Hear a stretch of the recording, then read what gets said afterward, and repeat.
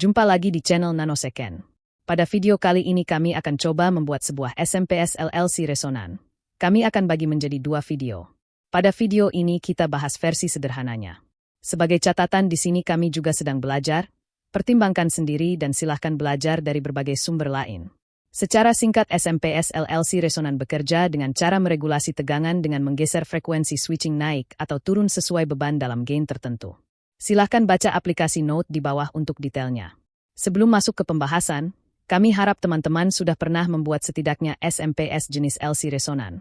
Karena SMPS LLC resonan akan melibatkan banyak parameter yang harus dihitung. Kita juga ingatkan lagi bahwa SMPS LC resonan tidak sama dengan SMPS LLC. Pada SMPS LC resonan, frekuensi switchingnya adalah tetap atau fix, tidak berubah-ubah, tidak dapat meregulasi tegangan output, kondisi ZCS atau ZVS kadang hanya pada range beban tertentu dan tidak adaptif.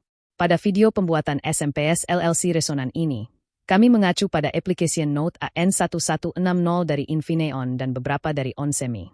Kita bahas beberapa parameter penting dalam mendesain SMPS LLC resonan dahulu.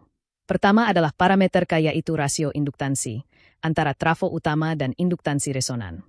Pada AN1160, K sama dengan Lm per Lr. Pada app Note lain K sama dengan Lp per Lr. Makin tinggi nilai yang kita pilih maka induktansi magnetik akan makin besar. Ada kelebihan dan kekurangan masing-masing apabila nilai K terlalu besar atau kecil. Sebagai contoh K terlalu besar maka rentang regulasi tegangan menjadi berkurang. Nilai yang direkomendasikan 3-7. Di sini sebagai contoh kita akan gunakan K4. Selanjutnya parameter switching frekuensi. Ada parameter Fmin, Fmax dan Fstart.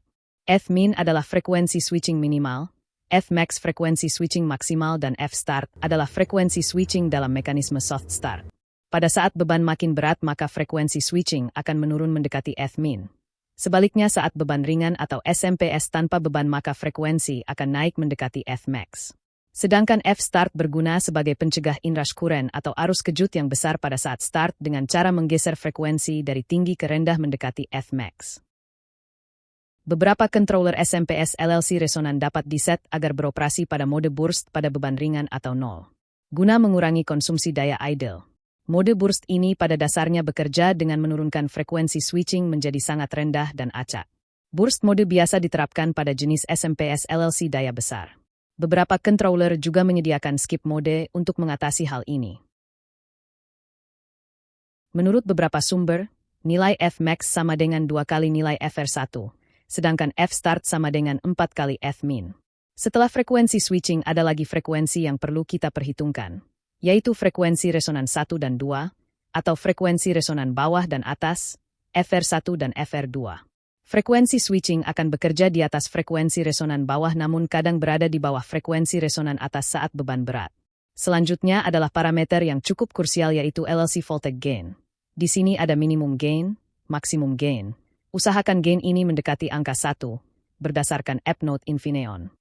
Apabila terlalu jauh di bawah 1 maka konverter akan cenderung beroperasi pada buck mode, dan apabila jauh di atas 1 maka konverter akan lebih pada boost mode. Perbedaan signifikan SMPS LC dengan LLC selain parameter di atas ada di bagian desain magnetik.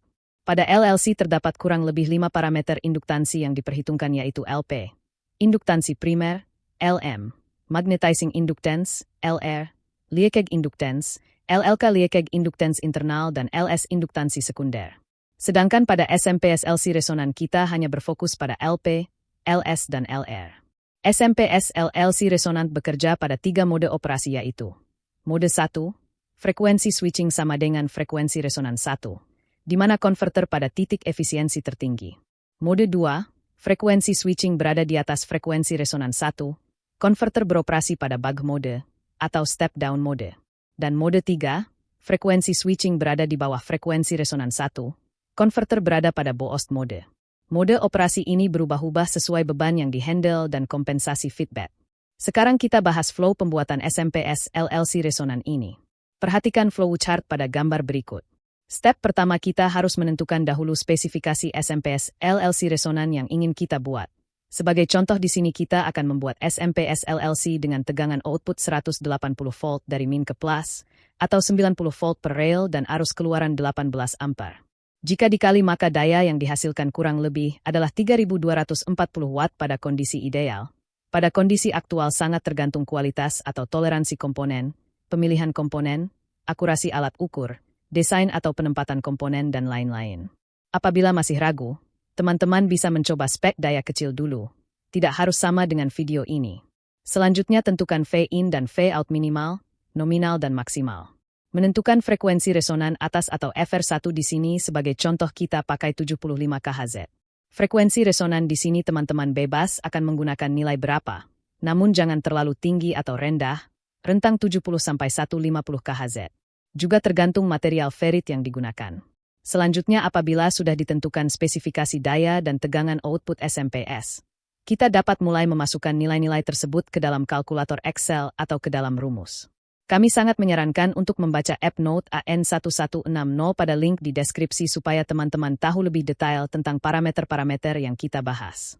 Baik, sekarang fokus pada kalkulator. Di sini kolom berwarna hijau adalah form untuk input data, dan merah adalah result atau hasil kalkulasi. Sebagai contoh di sini V-in minimal kita isi 280 volt, V-in nominal 310 volt, dan V-in maksimal 350 volt. Jika teman-teman menggunakan PFC maka tegangan V-in akan berbeda yaitu akan lebih tinggi. Setelah profiling V-in selanjutnya kita masukkan spek output. V-out minimal kita isi 178 volt, V-out nominal 180 volt dan V-out max kita isi 185 volt. Setelah mengisi form V-in dan V-out, di sini kita sudah mendapatkan output parameter N atau turn ratio transformer, yaitu 0,97. Step selanjutnya di sini kita pilih atau tentukan nilai K sebagai contoh cukup diisi 4. Pada tahap kalkulasi ini hal yang perlu dinotis adalah gain. Apabila aktual gain tidak dalam rentang min dan max gain, maka harus kita sesuaikan lagi pada bagian N ratio, K atau spesifikasi V-in V-out. Nah sampai sini sebenarnya hampir semua nilai komponen resonan yang dibutuhkan sudah diketahui. Di antaranya ada parameter F-min 55,9 kHz, F-max 140 kHz. Nilai kapasitor resonan atau CR yaitu 619 nanofarad bisa dibulatkan menjadi 660 NF. Nilai dari induktor resonan atau LR 7,28 mikrohenry. Induktansi primer atau LP adalah 36,4 mikrohenry dan magnetizing inductance adalah 29,1 mikrohenry. Sebagai catatan, bagian yang juga cukup penting adalah penghitungan waktu minimum dead time. Karena pada chip yang akan kita gunakan yaitu L6599 tidak ada fitur dead time adjustment. Jadi kita akan membahasnya secara singkat saja. Pada dasarnya dead time ini perlu diset agar menjaga agar konverter tetap beroperasi pada mode ZVS secara tepat berdasar spek yang kita gunakan. Nilainya kisaran 200 ns sampai kurang dari 1 ms. Pada L6599 waktu dead time sudah dipatenkan atau fix pada 300 ns. Penghitungan dead time ini melibatkan parameter arus puncak primer, kapasitansi MOSFET dan kapasitansi parasitik pada sisi power switch. Silahkan baca pada app Note 1160 halaman 17. Nah kita masuk ke skema basic. Berikut adalah skema konfigurasi dari kapasitor resonan. Di sini ada dua jenis, konfigurasi single dan split kapasitor. Jenis split memiliki kelebihan lebih bagus dalam menghandle arus. Namun pada video ini kita akan gunakan single kapasitor dan di paralel. Selain konfigurasi kapasitor, selanjutnya ada konfigurasi trafo utama. Di sini ada konfigurasi split atau integrated dan model discrete. Pada model split bobin biasanya digunakan untuk integrated induktor resonan. Jadi dalam satu trafo sudah mewakili 4 komponen atau parameter sekaligus yaitu LR, LP, LM dan LS. Kedua model trafo tersebut juga memiliki perbedaan kalkulasi pada RAC, gain, dan FR bawah. Kita akan menggunakan model discrete dengan induktor resonan terpisah, karena lebih mudah dalam pembuatan dan penyesuaian. Pada tahap akhir dari video pertama ini, kita akan melakukan verifikasi FHA atau First Harmonic Approximation, dengan software LT Spice, untuk melihat kurva gain dan frekuensi respon. Hanya sebagai perkiraan. Pada step ini kita cukup membuat rangkaian sederhana berupa LR, CR, LM, dan RAC sebagai representasi dari sirkuit sebenarnya. Sebagai contoh kita atur frekuensi range dari 10 kHz hingga 200 kHz. Pada gambar sebelah kiri adalah contoh apabila nilai LM terlalu besar dari perhitungan. Maka pada frekuensi switching minimum, gain justru turun. Gambar sebelah kanan apabila semua nilai resonan sesuai perhitungan. Maka pada FS min atau beban berat gain masih bisa naik. Nah, Jika sudah sesuai, kita dapat mulai merakit SMPS. Baik, video kedua akan segera di-upload setelah beberapa waktu. Terima kasih dan tunggu video selanjutnya.